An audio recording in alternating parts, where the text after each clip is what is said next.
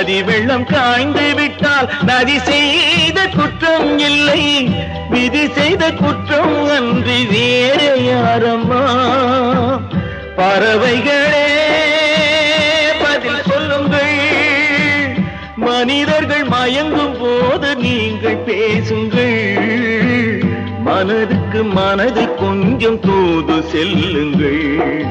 நல்லவர்க்கெல்லாம் சாட்சிகள் ரெண்டு, ஒன்று மனசாட்சி, ஒன்று தெய்வத்தின் சாட்சியம்மா, தெய்வத்தின் சாட்சியம்மா.